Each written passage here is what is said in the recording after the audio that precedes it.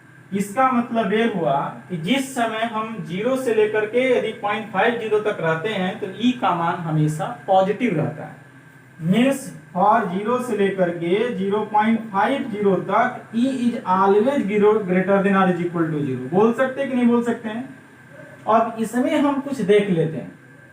जैसे सपोज कि म्यू का मान यदि 1/2 से कम रखते हैं, बताइए 0.50 से कम रखते हैं, यदि यहाँ म्यू की वैल्यू 1/2 से कम रखेंगे तो बताइए ई का मान क्या होगा? यदि हम कम घटाएंगे, ध्यान दीजिएगा, म्यू का मान 1/2 से घटा रहे थे तो यहाँ पर 0 हो रहा था, 0 हो रहा था। यदि और हम कम घटाएंगे, 1/2 से भी कम घटाएंगे तो वह ई का मान 0 न आकर के थोड़ा सा 0 से क्या होगा, बड़ा आएगा। मतलब यहाँ पर ई का मान क्या हो जाएगा, ग्रेटर देन 0 हो जाएगा। ठीक है ना?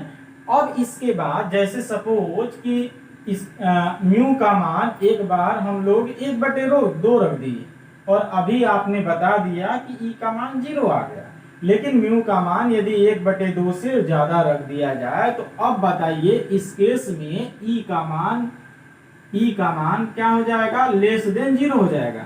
लेकिन ई का मान 1/2 म्यू का मान 1/2 से ज्यादा रख सकते हैं? आप बताइए, कभी रखा जा सकता है? कभी नहीं रखा जा सकता। क्यों? क्योंकि पॉइजन रेशियो हमेशा कहां से लेके कहां तक वैलिड होता है, 0 से लेकर के 0.5 तक ये वैलिड होता है, यानी कि म्यू का मान 0 से 0.50 तक वैलिड होता है। या तो होता है -1 से लेकर के 0.50 तक, या होता है 1/4 से लेकर के 1/3 तक, मतलब 1/3 से कम होगा। ये अलग अलग पदार्थ के लिए, ये कार्क हुआ, ग्लास हुआ, तो जाहिर सी बात है कार्क ग्लास के लिए, ये आपका रबड़ या इनकम्प्रेसिबल पदार्थ के लिए, इसके पहले वाले वीडियो में डिस्कस किया था इनकम्प्रेसिबल पदार्थ के लिए क्या होता है, तो आप समझ गए होंगे। इनकम्प्रेसिबल का मतलब जिसके लिए पॉइजन अनुपात का मान 0.5 है। यदि नहीं देखे हैं तो पिछला वाला वीडियो देख लीजिएगा, वहां से आपको इनकम्प्रेसिबल का मतलब समझ में आ जाएगा। मतलब यह इनकम्प्रेसिबल रबर के लिए हुआ, रबर हुआ अथवा किसी प्रकार का इनकम्प्रेसिबल मटेरियल ना, यदि नहीं देखे हैं तो पिछला वाला वीडियो देख लीजिएगा, हम वहां से डिस्क्रिप्शन में लिंक देंगे। अब बताइए यहाँ पर भी थोड़ा सा समझ लीजिए। माइनस का मतलब, निगेटिव का मतलब आप समझ गए होंगे। म्यू का मान होता है माइनस लैटरल स्ट्रैंड, आप समझते होंगे, अपान लॉन्गिट्यूडिनल स्ट्रैंड। आप जब थियरी वाला लेक्चर अटेंड करते थे तो वहां पर क्या होता था, म्यू का मान mu is equal to minus lateral strand upon longitudinal strand. और लॉन्गिट्यूडिनल मतलब बल की दिशा में विकृति जो होता है वो लॉन्गिट्यूडिनल, और बल के लंबवत जो विकृति होता है उसको लैटरल होता है। तो ये वाला कॉन्सेप्ट थियरी वाला लेक्चर आप अटेंड कर लेंगे तो वहां पर हम यहाँ डिस्कस करते थे कि लैटरल हमेशा निगेटिव होता है। यदि आप लॉन्गिट्यूडिनल को पॉजिटिव मानते हैं तो लैटरल हमेशा निगेटिव होता है। तो बताइए यदि ये पॉजिटिव है तो ये नेगेटिव है। अभी इसको हम कुछ नहीं करते हैं। यदि ये पॉजिटिव मानते हैं, बल की दिशा वाले को पॉजिटिव मानते हैं, तो बल के लंबवत दिशा वाले को नेगेटिव, तो माइनस अपान प्लस जो इसका रिजल्ट आता है वो माइनस आता है। क्योंकि पॉइजन अनुपात एक प्रकार का पदार्थ का गुण है, it is the property of material, तो इसको हम हमेशा पॉजिटिव लेते हैं। और पॉजिटिव बनाने के लिए इसके बाहर हम एक माइनस लगा देते हैं। इसके बाहर क्या लगा देते हैं, माइनस। इस वजह से फार्मूले में यहाँ पर हम माइनस लगाते हैं। बहुत लोग क्या समझते हैं, लैटरल का निगेटिव साइन। नो, लैटरल का निगेटिव साइन नहीं है। ये हम निगेटिव साइन क्यों लगाए हैं, क्योंकि हमारा अंदर वाला निगेटिव है, चूंकि हमको उसको पॉजिटिव बनाना है तो अपने से वहां पर एक माइनस साइन लगा दिया गया है। तो माइनस साइन हम लगाए हैं क्यों, to given the positive value.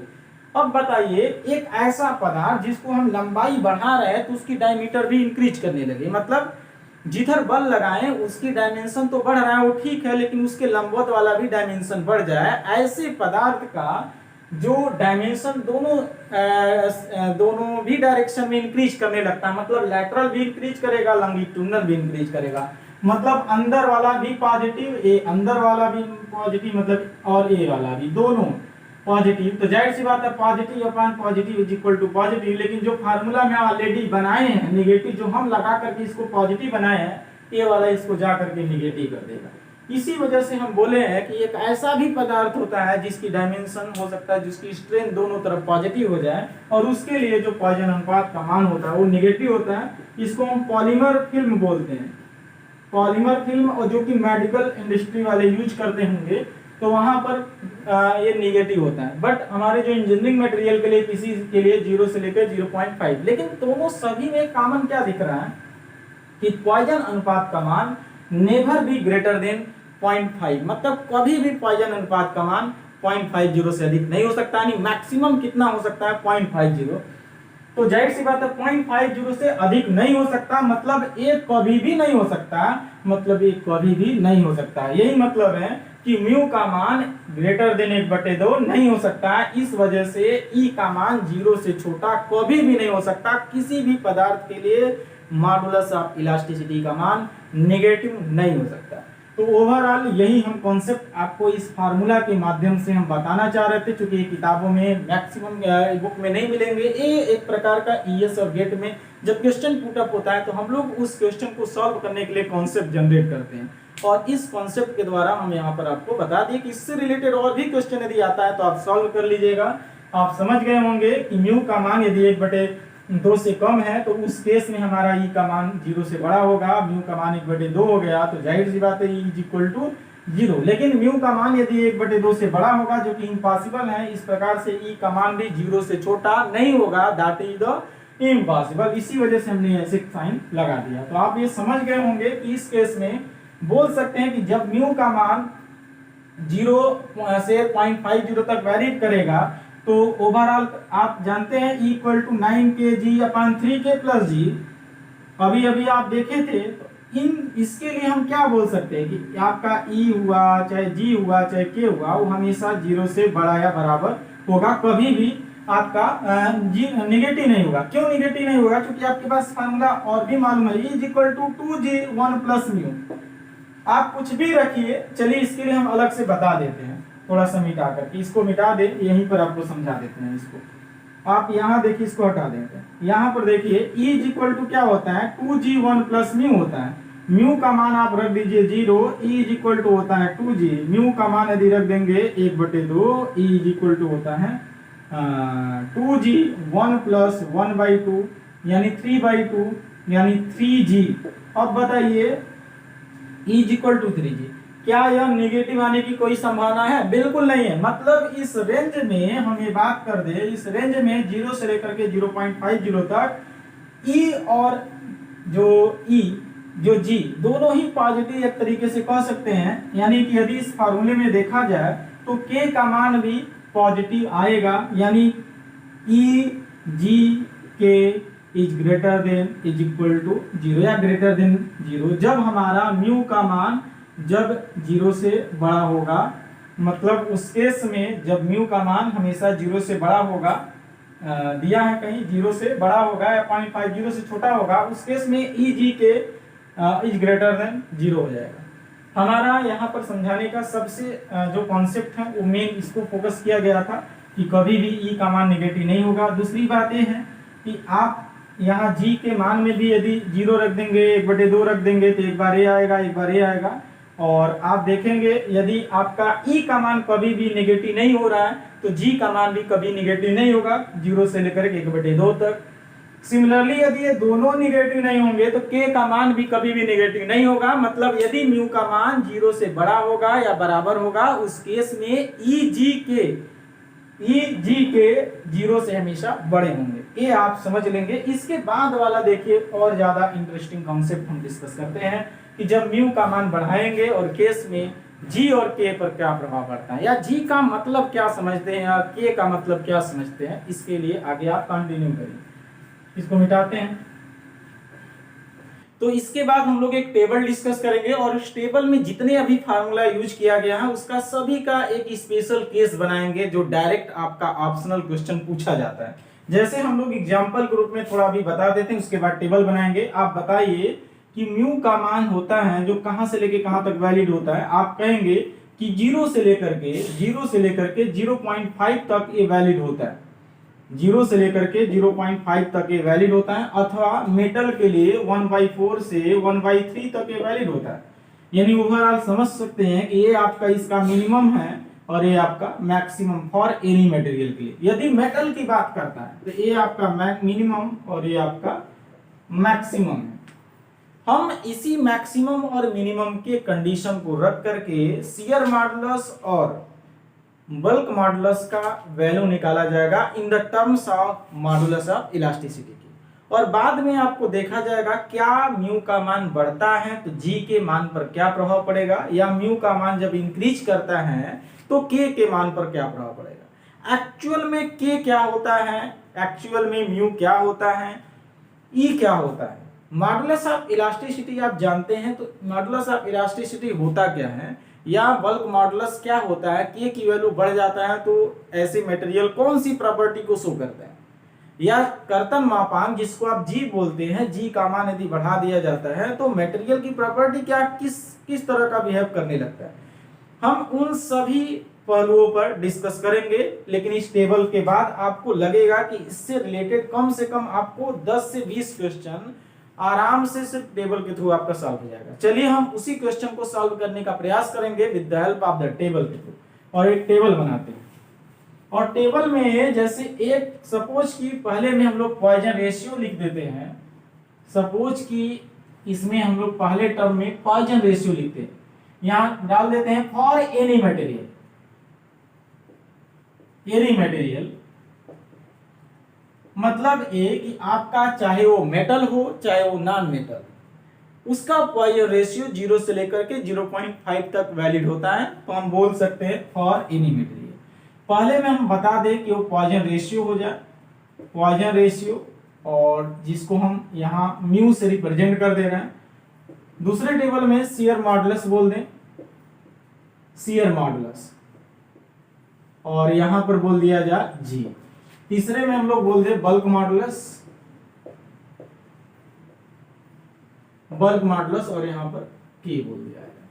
अब यहां पर हम पॉइजन रेशियो का पहला वैल्यू फॉर एनी मटेरियल के लिए हम 0 रखा जाएगा और दूसरे के लिए 1/2। ये 0 आपका मिनिमम लिमिट है, क्या है मिनिमम लिमिट, और ये आपका क्या है मैक्सिमम लिमिट।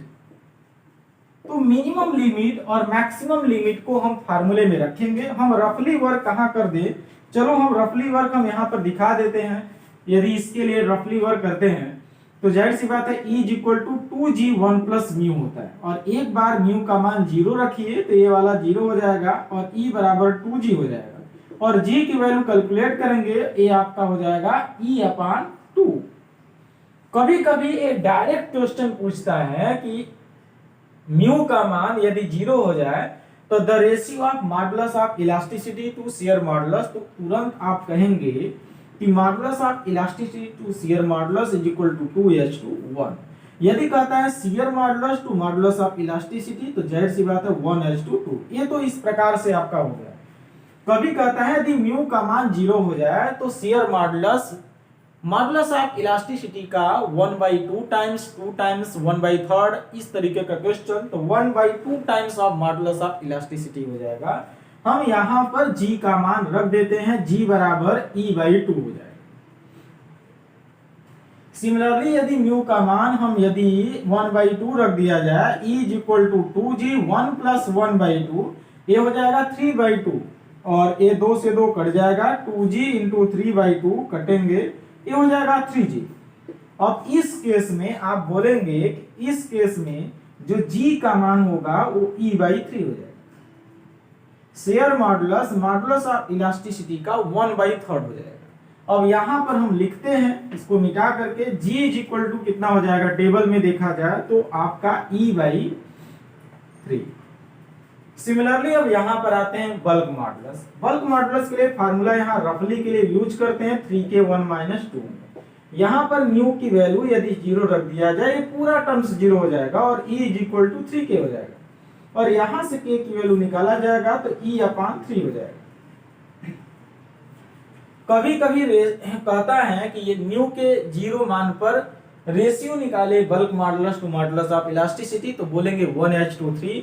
यदि कहेगा E modulus of elasticity bulk modulus, कहेंगे 3:1। इस प्रकार से क्वेश्चन आपका रेशियो फॉर्म में पूछा जाता है। लेकिन हम k की वैल्यू यहाँ कितना लिखेंगे तो बताएंगे E/3 लिखा जाएगा।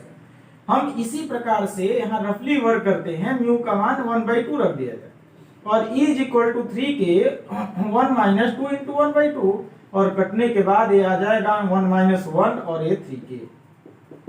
तो E is equal to 3k into 0 और k is equal to E/0 is equal to infinite. तो k का मान इनफाइनाइट हमारा आ गया, म्यू इज इक्वल टू यदि 1/2 रखा जाए तो k is equal to infinite, इसको मिटा करके हम इनफाइनाइट रख देते हैं। अभी हम लोग समझते हैं कि k की वैल्यू यदि इनफाइनाइट आ गया तो इसका मतलब क्या होगा। इनफाइनाइट आने का मतलब क्या है, हम एक कंक्लूजन बेस समझते हैं। यदि फॉर एनी मटेरियल के लिए आप बात करते हैं कि म्यू की वैल्यू 0 से 0.5 तक वैलिड होता है और 0 आपका मिनिमम लिमिट है या मिनिमम वैल्यू है और a आपका मैक्सिमम लिमिट है। चलिए हम मिनिमम और मैक्सिमम ही करते हैं।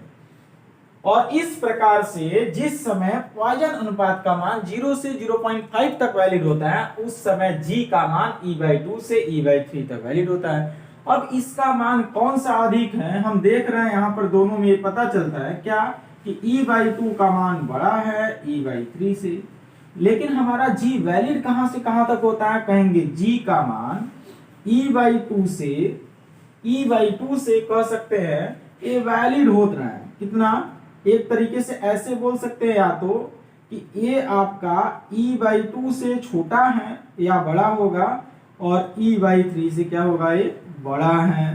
तो जाहिर सी बात है लार्ज कौन सा है, मैक्सिमम कौन सा है ए, मिनिमम कौन सा है ए। सिमिलरली यहाँ पर देखिए के आपका बीच में हो गया, के का मान अब बताइए अधिकतम कौन है, के का मान अधिकतम कौन है, तो जाहिर सी बात है मैक्सिमम की बात करता है। तो आपका यहाँ इनफाइनाइट की वैल्यू आपका मैक्सिमम है, फिर उसके बाद मिनिमम कौन सा है E/3 से।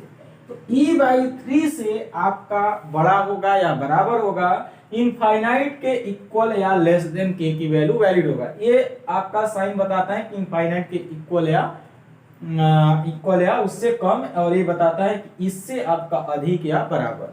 अब आप बताइए कि यहाँ पर ये क्या दिखा रहा है कि ये आपका मैक्सिमम है और ये आपका मिनिमम है। इसको हम चाहे तो किस प्रकार से लिख सकते हैं कि E/3 इसको हम जस्ट अपोजिट कर सकते हैं। कैसे, E/3 कुछ इस प्रकार से k हो जाएगा इनफाइनाइट, यहां पर हो सकता है इनफाइनाइट, यहां पर a आपका मैक्सिमम हो जाएगा और यहां पर a आपका मिनिमम हो जाएगा। दोनों में यहां पर आते हैं जब म्यू का मान, इसके लिए बताते हैं, जब म्यू का मान यदि बढ़ा दिया जाए, जब म्यू का मान बढ़ रहा है 0 से 1/2 उस समय g का मान घट रहा है E/2 से E/3, मतलब g की वैल्यू क्या हो रहा है, कम हो रहा है। यहां की बात करेंगे जिस समय हमारा म्यू की वैल्यू बढ़ाया जा रहा है उस समय आपका k का मान भी बढ़ रहा है। k का मान बढ़ना या g का मान बढ़ना ये क्या बताता है, या E का मान ही बढ़ना क्या बताता है। हम एक बार थोड़ा सा यही रफ वर्क में इसी फिगर में ही बना देते हैं। आपका स्ट्रेस और स्ट्रेन डायग्राम सभी का है। यदि हमारा एक डायरेक्ट स्ट्रेन के बीच में जो स्ट्रेस स्ट्रेन के बीच में जो ये स्लोप होता है यही आपका मॉडुलस ऑफ इलास्टिसिटी होता है।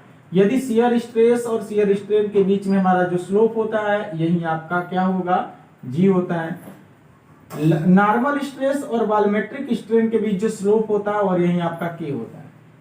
हम ये सभी को एटलीस्ट मालूम होगा, लेकिन ई का मान बढ़ना क्या बताता है, प्रतिरोध का मान बढ़ना। प्रतिरोध मतलब उसको खींच रहे हैं तो खींचने का प्रतिरोध आपका ज्यादा होगा तो ई का मान ज्यादा होगा। Means resistance of axial deformation की वैल्यू इसका क्या करेगा, वो ज्यादा होगा तो ई का मान ज्यादा होगा। सिमिलरली इसको हम काट रहे हैं, शेयर हो रहा है, शेयर के प्रति आपका प्रतिरोध ज्यादा होगा, दैट मींस जी का मान ज्यादा होगा। यहाँ के का मान क्या है, के का मान ज्यादा होने का मतलब ये है कि वॉल्यूमेट्रिक आपका बल्क मॉडुलस का मान अधिक है, मतलब आयतन में परिवर्तन का प्रतिरोध का मान ज्यादा है। आयतन में परिवर्तन का प्रतिरोध का मान ज्यादा होने का मतलब ये है कि हम आयतन में परिवर्तन करना चाहते हैं लेकिन नहीं होता है। कौन से मटेरियल का नहीं होगा, जिस मटेरियल का के का मान ज्यादा होगा। हम एक ऐसे मटेरियल का प्रयोग करेंगे जिस मटेरियल का K का मान इनफाइनाइट होगा, और उस केस में आप जानते हैं compressibility is equal to 1 upon bulk modulus, और आप जानते हैं compressibility is equal to 1 upon bulk modulus. यदि बल्क मॉडुलस इनफाइनाइट है मतलब 1 अपान 0 है, तो यहाँ पर बीटा इज इक्वल टू 0 हो जाएगा, और ऐसा कंप्रेसिबिलिटी आपका 0 होगा, और जिस पदार्थ की कंप्रेसिबिलिटी 0 होगा उसको हम इनकंप्रेसिबल बोलते हैं। क्या बोलते हैं? इनकंप्रेसिबल, उसको हम कंप्रेस नहीं कर सकते। जिस पदार्थ का वॉल्यूमेट्रिक यानी बल्क मॉडुलस इनफाइनाइट हो जाए मतलब बहुत ज्यादा हो जाए, ऐसे पदार्थ इनकंप्रेसिबल होता है, और इनकंप्रेसिबल को हम लोग कंप्रेस नहीं कर सकते हैं। तो उस केस में जो आयतन में जो परिवर्तन होता है वो बिल्कुल नहीं होता। इसके पहले वाले वीडियो में हम बहुत सारे वॉल्यूम का दिए थे, गुब्बारे का दिया गया था कि यूनिफॉर्म प्रेशर लगाया जाता है, वो भी बहुत अच्छा न्यूमेरिकल है। उस पर भी कई सारे 10-15 क्वेश्चन का कॉन्सेप्ट वहां पर डिस्कस किया गया। बहुत छोटा सा वीडियो, यदि नहीं देखें तो वहां पर जाकर लिंक में डिस्क्रिप्शन मिल जाएगा, वहां देख लीजिएगा। वहां पर हमने कंप्रेसिबिलिटी को और ज्यादा एक्सप्लेन किया हो। हम बस बता दे कि K का मान बढ़ना ये बताता है कि प्रतिरोध का मान बढ़ना। तो जाहिर सी बात है यदि म्यू का मान बढ़ाएंगे तो Q का मान बढ़ेगा, मतलब आयतन में परिवर्तन के प्रति प्रतिरोध का मान बढ़ेगा। यदि लेकिन यहाँ पर देखिए म्यू का मान बढ़ाएंगे, म्यू का मान यदि बढ़ेगा तो यहाँ पर कह रहा है कि G का मान कम हो रहा है, मतलब कटने वाला जो प्रतिरोध है वो उसका मान कम होगा, मतलब काट सकते हैं, आसानी से काट सकते हैं। तो ऐसा पदार्थ जिसका पॉइजन अनुपात 1/2 मतलब ज्यादा है, 0 से अधिक है, G का मान वहां से घटना प्रारंभ होगा। रेजिस्टेंस ऑफ शेयरिंग का मान कम होगा। लेकिन ऐसा पदार्थ जिसका म्यू का मान बढ़ाते जाएंगे तो आयतन में परिवर्तन के प्रति प्रतिरोध का मान बढ़ता जाएगा। आयतन में परिवर्तन का प्रतिरोध का मान बढ़ेगा, यानी आयतन में परिवर्तन नहीं हुआ, वॉल्यूमेट्रिक स्ट्रेंथ की वैल्यू 0 हो जाएगी। आप समझ गए होंगे। ओवरऑल कंक्लूजन के रूप में हम नीचे एक कॉन्सेप्ट यहाँ पर लिख दे रहे हैं। देखिए म्यू का मान यदि बढ़ा दिया जाए तो G का मान तो कम हो जाएगा लेकिन K का मान बढ़ जाएगा। ये चीज आप ध्यान में रखिएगा। ये किसके लिए है? इसके लिए। कहां से? 0 से लेकर के 0.50। लेकिन इसके बाद हम मेटल और नॉन मेटल की बात करते हैं। इसके पहले हम लोग एक डिस्कस किए थे भाई 1/4 से 1/3 तक मेटल के लिए यूज होता है। तो 1/4 1/3 में भी एक टेबल डिस्कस करते हैं और वहां पर देखते हैं कि क्या E का मान K से बड़ा होता है या E का मान K से छोटा होता है। ऐसा कौन सा केस है कि जहां पर E का मान K से बड़ा होगा या E का मान K से छोटा होगा। अभी इसके पहले वाले हम लोग देखे थे कि E is always greater than is equal to, मतलब E कभी भी आपका नेगेटिव नहीं हो सकता है। तो बल्क मॉडुलस और मॉडुलस ऑफ इलास्टिसिटी में जो एक तरीके से रिलेशन होगा, उसके कंडीशन को हम लोग मेटल के लिए भी यही सेम टेबल बनाया जाएगा। इसको आप एक बार समझ लीजिए एकदम पूरा कॉन्सेप्ट के थ्रू कि हमारा ये पॉइजन रेशियो इसका मिनिमम है, मैक्सिमम है। ये वाला भी आपका बढ़ रहा है, तो ये वाला यहाँ से एक तरीके से घट रहा है। E/2 से E/3 आपका कम हो गया, लेकिन E/3 से इनफाइनाइट बढ़ गया। तो यहाँ पर जो रिलेशन है म्यू का मान बढ़ाएंगे तो G का मान कम होगा और K का मान बढ़ेगा। G का मान कम होना बताता है कि शियर रेजिस्टेंस का मान कम होना, K का मान बढ़ाना बताता है कि आयतन में परिवर्तन के प्रति प्रतिरोध का मान बढ़ जाएगा। मतलब आप आयतन में परिवर्तन करना चाहते हैं तो नहीं होगा यदि उस पदार्थ का K का मान ज्यादा होगा। तो आप सिर्फ रटेंगे नहीं कि K का मान बल्क मॉडुलस है, E आपका मॉडुलस ऑफ इलास्टिसिटी है। एक्चुअल में मॉडुलस ऑफ इलास्टिसिटी क्या होता है या शियर मॉडुलस क्या होता है, उसका पॉइजन रेशियो से क्या रिलेशन है, और ये आपके पास दिखा है। नेक्स्ट हम लोग सेम टेबल इसी प्रकार से मेटल के लिए बनाएंगे। आप वीडियो के साथ कंटिन्यू बने रहिए।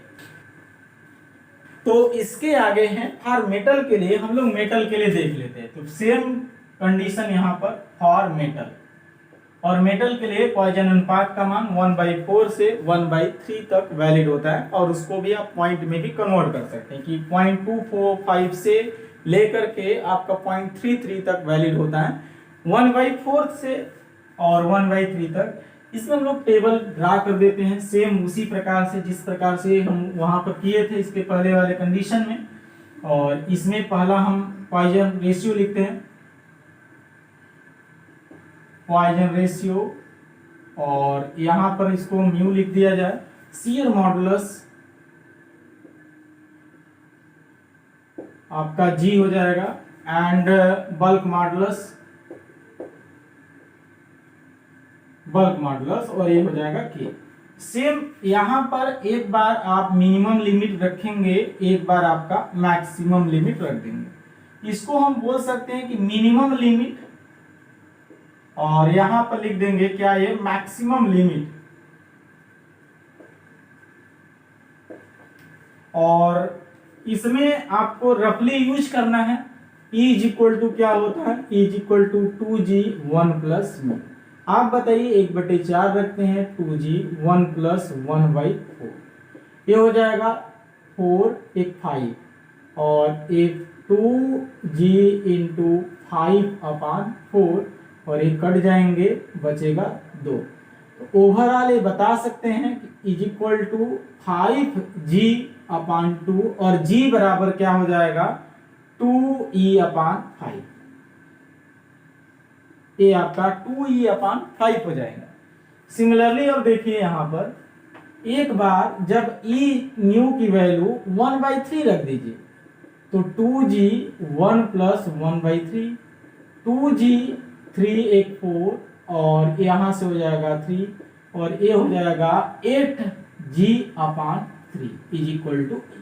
और यहां से G की वैल्यू निकालेंगे तो 3E/8 और आप देखने पर मालूम चल गया कि यहां पर 2E/5 मैक्स है और 3E/8 आपका क्या है, कम वैल्यू आया है। चलिए दूसरा भी देख लेते हैं, उसके बाद कंडीशन जनरेट करते हैं। यहाँ पर सिंपल सा E इज इक्वल टू 3 के 1 माइनस 2 म्यू, और यहां से एक बार म्यू की वैल्यू 1/4 रख दिया जाए तो आपका आ जाएगा 3 के 1 माइनस 2 इंटू 1/4 और यहां से निकल आता है 1 माइनस 1/2। और यदि इसको कैलकुलेट करेंगे तो फिर 3/2 के आपका E आ जाएगा। K इज इक्वल टू जो होगा वो 2E/3 हो जाएगा। सिमिलरली यदि इसी फार्मूले में एक बार 1/3 रख दिया जाए और A आ जाएगा 3 के 1 माइनस 2 इंटू 1/3 और A आ जाएगा 3 के और ये 3 माइनस 2/3। देखिए इसमें से घट जाएगा, एक बचेगा और एक कट जाएगा, K बचेगा, यानी E इज इक्वल टू कितना हो गया, सिर्फ और सिर्फ K। और आपको मालूम चलेगा कि 2E यहाँ पर कितना बचेगा, K is equal to E। अब आपको ये मालूम चलता है कि 2E/3 आपका कम है एज कंपेरिजन टू E। यदि इसकी वैल्यू आप निकालेंगे 2/3 तो पॉइंट में आएगा। कौन मैक्सिमम है, E मैक्सिमम है। अब आते हैं कंक्लूजन बेस में। यहाँ पर सेम यदि हमारा वैलिड कहां से कहां तक है, 1/4 से 1/3 तक, ये आपका मिनिमम लिमिट है और ये आपका मैक्सिमम लिमिट है। यहाँ पर भी मिनिमम और मैक्सिमम को दिखाया जा सकता है। मिनिमम कौन सा है इसमें, 2E/5 और ये हमारा G है। मैक्सिमम कौन सा है, 3E/8। जो मैक्स है उसके नीचे मैक्स लिख देते हैं, जो मीन है उसके लिए मीन लिख देते हैं। सिमिलरली यहाँ पर आपका 2E/8, यहाँ पर मिनिमम कौन सा है, थोड़ा मिस्टेक हुआ है, देखिए फिर से लिख देते हैं। यहाँ पर मिनिमम कौन सा है, 3E/8 से बड़ा होगा G का मान, फिर कितना होगा 2E/5। ए आपका मिनिमम आपका A है, मैक्सिमम आपका A। देखिए इसको और भी तरीके से लिख सकते हैं, मतलब आप पलट दीजिए, 2E/5 greater than G greater than 3E/8 भी कर सकते हैं। सिमिलरली यहाँ पर देखिए इसके लिए K हम बीच में कर देते हैं। मैक्सिमम कौन सा है इसको, या मिनिमम पहले कौन सा है, 2E/3 और मैक्सिमम कौन सा है E। जिसको मैक्सिमम है उसके नीचे मैक्स लिख देते हैं और ये वाला मीन लिख देते हैं। कंक्लूजन में चलते हैं, इसमें सिर्फ और सिर्फ इसके लिए लिख देते हैं।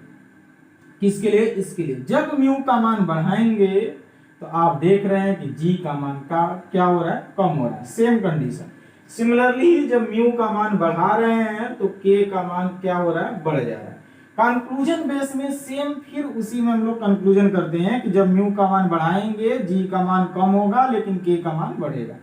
लेकिन इसमें कुछ कंडीशन हम अप्लाई करेंगे मेटल के लिए। नॉन मेटल का कंडीशन कहां से लेकर कहां तक है कि हमारा 1/3 देख रहे हैं ना, 1/3 से के बराबर या 1/3 से कम।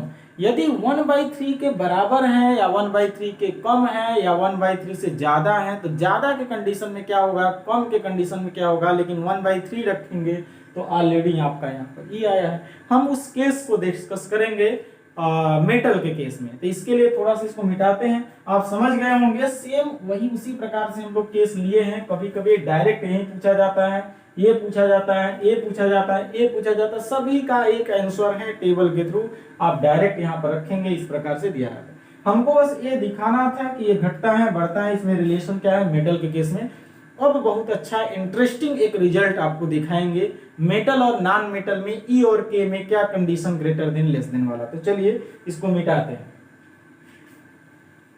तो देखते हैं E इज इक्वल टू, इसी में एक लिख देते हैं formula, E is equal to 3k 1 - 2 में। और आप जानते हैं यदि म्यू इज इक्वल टू, अच्छा अभी एक रिलेशन लिख देते हैं कि ये वैलिड कहां से लेके कहां तक मेटल के लिए हम बात करते हैं, तो म्यू आपका 1/3 कुछ इस प्रकार से वैलिडेशन होता है। इसको दिमाग में बैठाए रहेंगे। हमारा म्यू की वैल्यू यदि 1/3 तक रख देते हैं, तो देखिए आप अभी अभी सॉल्व किए थे तो आया था के आया था। यदि म्यू का मान हम रख दिया जाए mu is less than 1/3, mu का मान यदि 1/3 से कम रखते हैं, हम किस रेंज में आ रहे हैं, इसी रेंज में आ रहे हैं। म्यू का मान यदि 1/3 से 1/3 रखेंगे, 1/3 रखेंगे तो कितना आएगा, के आएगा। यदि 1/3 से जो म्यू की वैल्यू कम करेंगे तो एक में से जो वैल्यू है वो आपका क्या करेंगे, कम घटाएंगे। तो जब 1 में से एक वैल्यू को कम घटाएंगे, जब 1 में से जो वैल्यू आपका कम घटेगा तो ई का मान बड़ा होगा कि नहीं बड़ा होगा, कहेंगे बड़ा होगा। और उस केस में जो आएगा वो E इज ग्रेटर देन के आएगा। और इसी को हम बोलते हैं कि यह मेटल के लिए यूज होता है, ये मेटल रीजन में होता है। अच्छा चलिए, म्यू का मान यदि ग्रेटर देन 1/3 कर दिया जाए, यदि यहाँ पर म्यू का मान 1/3 से बढ़ा दिया जाए, तो 1 में से जो 1/3 से ज्यादा घटाएंगे, मतलब यहाँ से आप ज्यादा घटा रहे हैं, तो एक में से जब ज्यादा घटाएंगे तो जाहिर सी बात है उसकी वैल्यू नेगेटिव आ सकता है। और उस केस में E इज लेस देन के हो जाएगा। और E इज लेस देन के की वैल्यू होता है, इसको नॉन मेटल कह सकते हैं। तो नॉन मेटल के केस में हमारा जो E की वैल्यू होता है वो K की वैल्यू से कम हो सकता है, लेकिन मेटल के रीजन में E is always greater then K। तो इन सभी बहुत सारे ऐसे कॉन्सेप्ट हैं जो आपके ऑप्शनल क्वेश्चन को बहुत ही आसानी से और कम टाइम में सॉल्व कर सकता है, यदि आपका अच्छे से कॉन्सेप्ट क्लियर है। बस ये ध्यान दीजिए कि क्वेश्चन एकदम अच्छे से सटीक पढ़िएगा, और उसके बाद जो आंसर होगा एकदम दिमाग से देखेंगे कि इस प्रकार का कंडीशन है तो हम इस प्रकार से इसको सॉल्व करके आंसर को क्लिक करेंगे। तो ये तो था इलास्टिक कांस्टेंट पर बहुत सारे ऐसे कॉन्सेप्ट जो आपका न्यूमेरिकल को सॉल्व करने में बहुत काफी हद तक मदद कर सकता है। बाकी और भी इसी प्रकार क्वेश्चन को देखेंगे कि किस क्वेश्चन पर बहुत अच्छे कॉन्सेप्ट आपको दिया जा सकता है, जो ईएस हो, गेट हो, जेई हो, आदि आदि के लिए एक टॉप लेवल की क्वेश्चन किससे बनता है और उसके कॉन्सेप्ट आपके पास पहुंचाना है। तो ऐसे ही वीडियो आपके पास पहुंचता रहेगा। इसके लिए चैनल को लाइक करेंगे, सब्सक्राइब कर लेंगे, शेयर कर देंगे। बाकी वीडियो के लिए चैनल के साथ बने रहिए। आज के लिए बस इतना ही, धन्यवाद।